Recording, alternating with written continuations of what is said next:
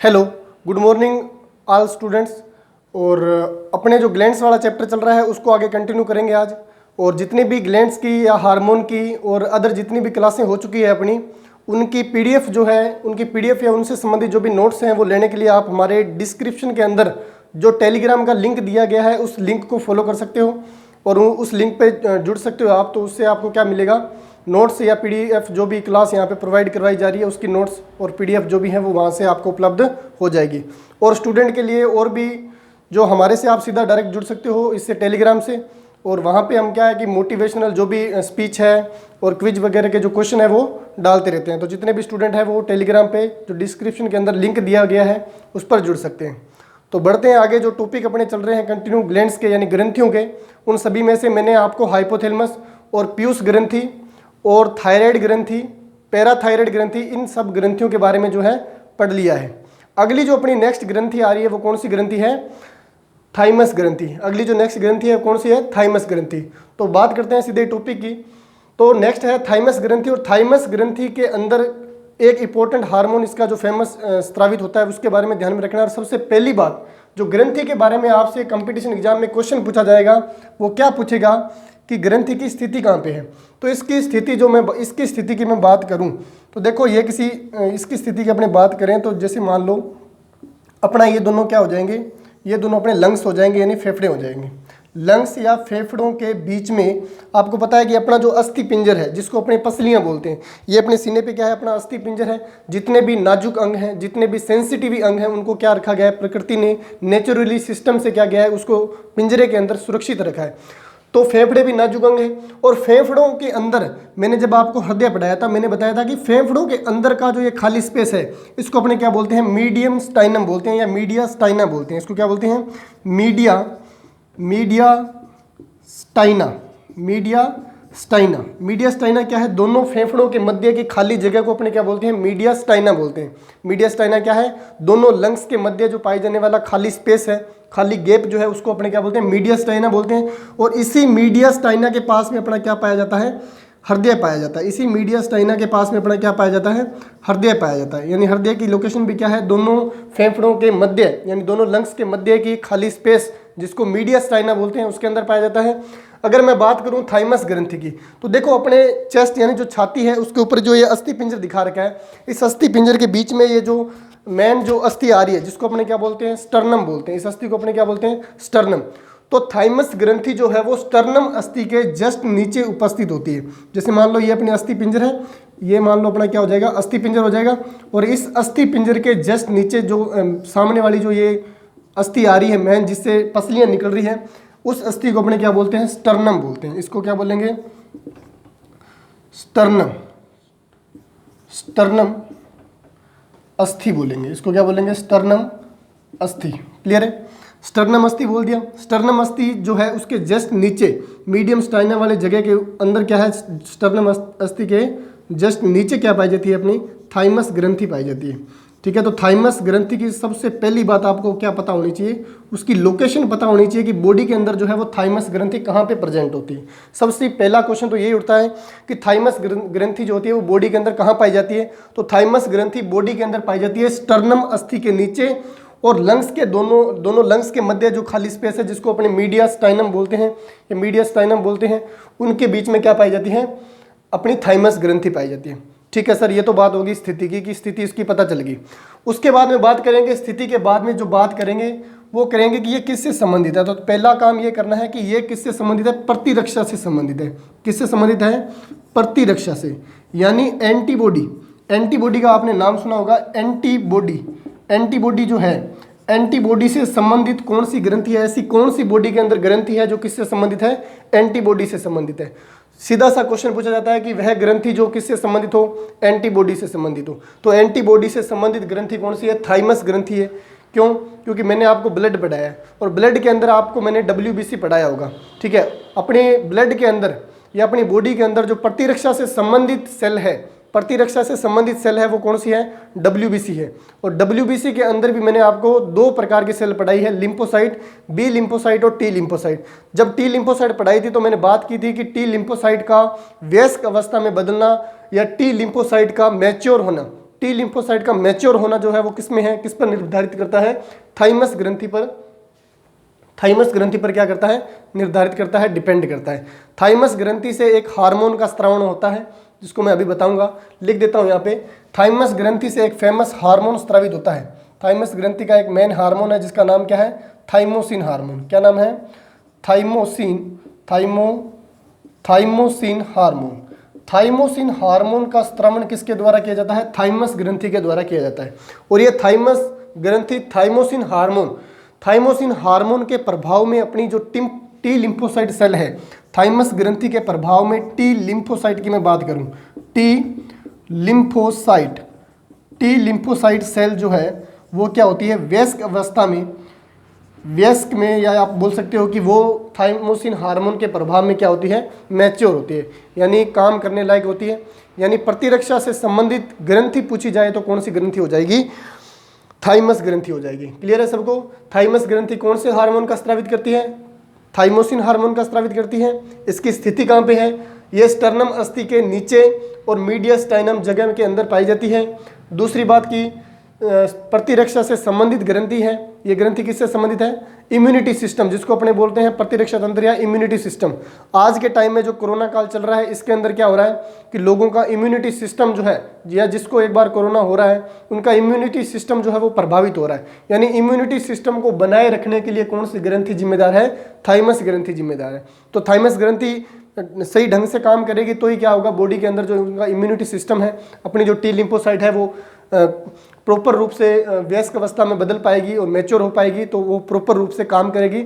और जितने भी बैक्टीरियल इन्फेक्शन हैं, वायरस संक्रमित रोग हैं, जितने भी फंगल इन्फेक्शन हो रहे हैं, तो उन सब से क्या होगा, लड़ पाएगी। मैंने पिछले वीडियो के अंदर, पिछली क्लास के अंदर जो बात की थी म्यूकर माइकोसिस की, तो उसके अंदर भी आप लोगों को बताया था कि अगर अपना इम्यूनिटी सिस्टम मजबूत है तो कोई रोग अपना जो है वो कुछ नहीं बिगाड़ सकता। जब अपने खान पीन में चेंजेस कर रहे हैं, अभी क्या है कि पहले के लोगों का इम्यूनिटी सिस्टम या पावरफुल इम्यूनिटी सिस्टम जो था वो ज़्यादा मजबूत होता था। अभी लोग क्या कर रहे हैं कि उनके खान पीन में बहुत ज़्यादा चेंजेज आ गए हैं, वो खाना पूरी तरह से संतुलित भोजन जो है वो नहीं ले पा रहे हैं, तो इम्यूनिटी सिस्टम जो है वो कहीं ना कहीं अपना कमज़ोर हो रहा है। और जैसे इम्यूनिटी सिस्टम कमज़ोर हो रहा है तो अपना क्या हो रहा है, प्रतिरक्षा तंत्र कमज़ोर हो रहा है, यानी रोगों का आक्रमण जो है वो बॉडी के ऊपर ज़्यादा हो रहा है, रोग जो है वो ज़्यादा ग्रसित हो रहा है, व्यक्ति जो है वो रोगों से ज़्यादा ग्रसित हो रहा है। ठीक है, तो बात करते हैं थाइमोसिन हार्मोन का स्रावण हो गया, टी लिम्फोसाइट को मैच्योर करती है। वैसे मैं बात करूं बी लिम्फोसाइट की, लेकिन यहाँ पे मैं लिखूंगा नहीं बी लिम्फोसाइट, ठीक है, टी लिम्फोसाइट का आप लोग ध्यान रखोगे, इसीलिए इस सेल को क्या बोलते हैं, टी लिम्फोसाइट बोलते हैं, क्योंकि थाइमस ग्रंथि के थाइमोसिन हार्मोन के प्रभाव में ये क्या होती है, मैच्योर होती है। क्लियर है सबको। उसके बाद में सर बी लिम्फोसाइट का क्या सीन है, बी लिम्फोसाइट क्या बनती, बोन मैरो में। बी लिम्फोसाइट कहाँ बनती है, बोन मैरो। बोन मैरो बोले तो क्या, हड्डी।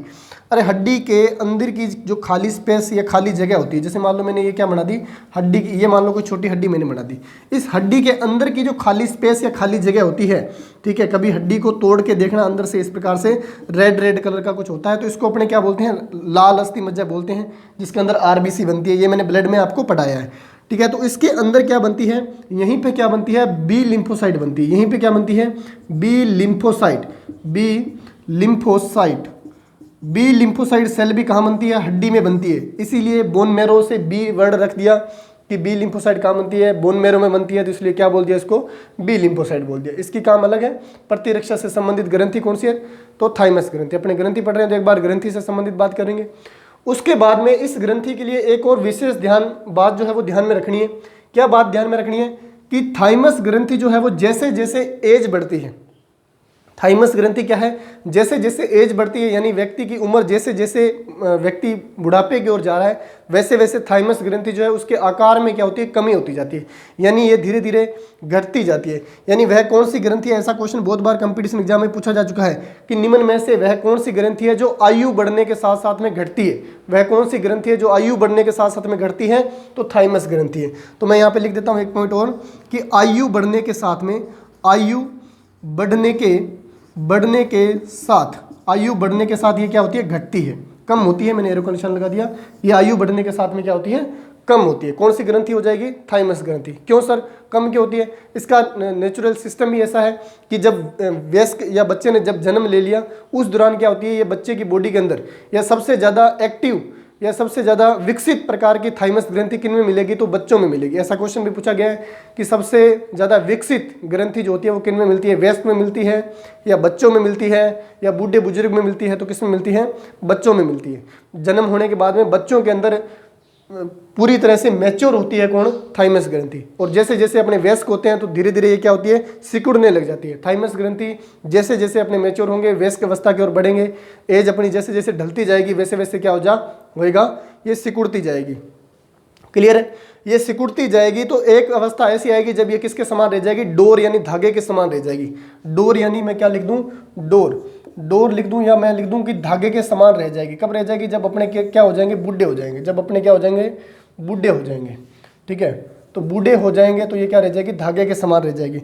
तो बताओ, जब ये धागे के समान रह जाएगी, इसकी क्वांटिटी बिल्कुल पूरी तरह से घट चुकी है, इसकी कोई इसका रेशियो नहीं रहा, तो बताओ कि ये प्रॉपर रूप से काम कर पाएगी क्या, नहीं कर पाएगी। ये उस टाइम प्रॉपर रूप से काम नहीं कर पाएगी। ठीक है, बच्चों में विकसित जरूर होती है लेकिन उस टाइम ये क्या ज़्यादा एक्टिवेट नहीं होती। बच्चों के अंदर ज़्यादा विकसित जरूर होती है लेकिन उसके अंदर ज़्यादा एक्टिवेट नहीं रहती। लेकिन बच्चों के अंदर इसकी जो काम करने की मैच्योरता है वो थोड़ी सी ज़्यादा होती है, लेकिन ये काम पूरी तरह से करना स्टार्ट नहीं करती। ठीक है, तो वयस्क के अंदर वयस्क लोगों को रोगों से कम डरने की जरूरत होती है। अभी देखो कोरोना काल के अंदर जो भी इंजेक्शन लगाए जा रहे हैं वो किसको लगाए जा रहे हैं, 45 साल से प्लस के जो लोग हैं या 40 साल के प्लस के जो लोग हैं उनको लगाए जा रहे हैं। ठीक है, अब लगने लगे 18 वालों को भी। ठीक है, ताकि उनको भी रोग इफेक्ट ना करे। लेकिन ज़्यादा ध्यान किसका रखना पड़ता है, बच्चों का। अरे रोगों से बीमार ना पड़े, या तो बच्चों का ध्यान रखना पड़ेगा या किसका ध्यान रखना पड़ेगा, बूढ़े लोगों का ध्यान रखना पड़ेगा। तो बूढ़े लोग और बच्चे जो हैं वो रोगों के प्रति क्या होते हैं, ज़्यादा सेंसिटिव होते हैं। उनको रोग जो होते हैं वो ज़्यादा आक्रमण करते हैं उनके ऊपर। क्यों करते हैं, इसका रीजन यही है कि थाइमस ग्रंथि बच्चों के अंदर विकसित होती है पूरी, लेकिन पूरी तरह से काम नहीं करती। तो टी लिम्फोसाइट पूरी तरह से विकसित होकर नहीं बनती, या टी लिम्फोसाइट पूरी तरह से मैच्योर नहीं होती। बुढ़ापे के अंदर ये क्यों घट जाते हैं, क्यों होता है ऐसा, क्योंकि बूढ़े लोग जो होते हैं उनके अंदर, मैंने अभी बताया कि जैसे अपने बूढ़े होंगे तो थाइमस ग्रंथि किस में बदल जाती है, डोर के समान एक पतले धागेनुमा संरचना में बदल जाती है। तो बताओ, पतले धागेनुमा संरचना में बदल गई है, वो सिकुड़ के बदल गई है, तो वो काम करेगी क्या, किसी भी प्रकार का कोई काम नहीं करेगी, ना ज़्यादा वो थाइमोसिन हार्मोन बनाएगी। तो ऐसी कंडीशन के अंदर बूढ़े लोग जो होते हैं उनके अंदर भी टी लिम्फोसाइट जो है वो मैच्योर नहीं होगी। और टी लिम्फोसाइट मैच्योर नहीं होगी तो क्या होगा, टी लिम्फोसाइट वर्क नहीं करेगी, रोगों से लड़ नहीं पाएगी। तो ऐसी कंडीशन के अंदर बूढ़े लोग और जो बच्चे होते हैं वो ज़्यादा बीमार पड़ते हैं। कारण समझ में आ गया, क्योंकि ये थाइमस ग्रंथि जो होती है वो आयु बढ़ने के साथ साथ में क्या हो जाती है, घट जाती है। दूसरा काम ध्यान में रखना है कि टी लिम्फोसाइट जो है, इसका नेक्स्ट क्वेश्चन कहाँ से बनेगा कि टी लिम्फोसाइट जो है उसको उसका ट्रेनिंग सेंटर बोला जाता है। किसको बोला जाता है, थाइमस ग्रंथि को। टी लिम्फोसाइट का ट्रेनिंग सेंटर बोला जाता है किसको, थाइमस ग्रंथि को। तो टी लिम्फोसाइट को ट्रेन कहाँ पे किया जाता है। और पहली बात अपने को ये पता होनी चाहिए कि टी लिम्फोसाइट किसका भाग है, टी लिम्फोसाइट जो है वो किसका भाग है, WBC का भाग है। WBC टी लिम्फोसाइट किसका भाग है, WBC का भाग है। अब WBC का ट्रेनिंग सेंटर पूछ ले आपसे पूछ ले कि WBC का ट्रेनिंग सेंटर कहाँ पे, तो WBC का ट्रेनिंग सेंटर भी क्या हो जाएगा, WBC का ट्रेनिंग सेंटर हो जाएगा थाइमस ग्रंथि। उसी प्रकार से पूछ ले टी लिम्फोसाइट का ट्रेनिंग सेंटर कहाँ पे, या ट्रेनिंग कहाँ पे किया जाता है, या प्रतिरक्षा का प्रशिक्षण संस्थान या प्रशिक्षण केंद्र पूछ ले, बॉडी के अंदर इम्यूनिटी सिस्टम का प्रशिक्षण जो है या ट्रेनिंग बिंदु जो है, ट्रेनिंग पॉइंट जो है वो कौन सा है, तो कौन सा हो जाएगा, थाइमस ग्रंथि हो जाएगा। तो थाइमस ग्रंथि के बारे में ये कुछ बातें इंपॉर्टेंट ध्यान में रखोगे, और इसको एक बार स्क्रीनशॉट ले लो और देख लो। कमेंट करके जरूर बताएं, अगर किसी के दिमाग में किसी भी प्रकार का कोई क्वेश्चन आ रहा है आंसर जरूर दिया जाएगा। ठीक है, तो इसका एक बार स्क्रीनशॉट ले लो। मैं नेक्स्ट बढ़ता हूँ, कुछ एक क्वेश्चन इसके रह गए हैं वो करेंगे। उसके बाद में क्या क्वेश्चन पूछता है, हाँ हो गया हो, तो इससे कुछ उठने वाले कुछ और क्वेश्चन देख लेते हैं। ठीक है, उसके बाद में इसका थोड़ा सा एक बार रिवीजन कर लेंगे, तो ये आपकी पूरी तरह से याद हो जाएगा क्लास में। और आपको क्या करना पड़ेगा, एक बार इसका रिवीजन करना पड़ेगा। ठीक है, मैं इसको रफ कर देता हूँ, उधर वाला पढ़ा है। ठीक है, प्रशिक्षण केंद्र क्यों बोलते हैं, देखो टी लिम्फोसाइट और बी लिम्फोसाइट दो प्रकार के सेल हैं। मैंने बताया अभी कि बी लिम्फोसाइट भी कहाँ पे बनती है, हड्डियों में बनती है। बी लिम्फोसाइट भी कहाँ पे बनती है, बोन मैरो जिसको बोलो, हड्डियों में बनती है। और टी लिम्फोसाइट भी हड्डियों में बनती है। टी भी वहीं बनेगी और वह बी भी वहीं बनेगी। लेकिन बी क्या होता है, जहाँ पे बनती है वहीं पे मैच्योर हो जाती है। बी लिम्फोसाइट जहाँ पे बनेगी वहीं पे मैच्योर हो जाएगी, वहीं से काम करने लायक हो जाएगी। लेकिन टी लिम्फोसाइट को बनने के बाद में कहाँ भेजा जाता है, टी लिम्फोसाइट को बनने के बाद में जाना पड़ता है थाइमस ग्रंथि में। और थाइमस ग्रंथि के थाइमोसिन हार्मोन के प्रभाव में क्या होता है, टी लिम्फोसाइट मैच्योर होती है, ठीक है। लेकिन ये भी थोड़ी कम मैच्योर होती है, यहाँ से बनने के बाद में ये कहाँ पे जाएगी, ब्लड में जाएगी। ये मान लो क्या है, रक्त नलिका है। ये क्या है, रक्त नलिका, ये रक्त नलिका है। और ये क्या चली जाएगी, रक्त के अंदर चली जाएगी, कौन, बी सेल। अब अपने को पता है कि थाइमस ग्रंथि जो है वो क्या है, थाइमोसिन हार्मोन को किस में डालेगी, ब्लड में डालेगी, क्योंकि अपने एंडोक्राइन सिस्टम पढ़ रहे हैं। एंडोक्राइन सिस्टम यानी ऐसी ग्रंथियां पढ़ रहे हैं, अंतःस्रावी ग्रंथियां पढ़ रहे हैं। और अंतःस्रावी ग्रंथियों के हार्मोन कहाँ जाते हैं, सीधे ही रक्त में जाते हैं, ब्लड में जाते हैं। तो थाइमस ग्रंथि का थाइमोसिन हार्मोन कहाँ आने वाला है, आगे रक्त में आने वाला है। रक्त में आने वाला है तो बी लिम्फोसाइट भी कहाँ जाने वाली है, डब्ल्यूबीसी का प्रकार है। टी लिम्फोसाइट भी और बी लिम्फोसाइट भी किसका प्रकार है, डब्ल्यूबीसी का। तो डब्ल्यूबीसी कहाँ चल रही है, रक्त के अंदर। अरे डब्ल्यूबीसी कहाँ चल रही है, रक्त के अंदर।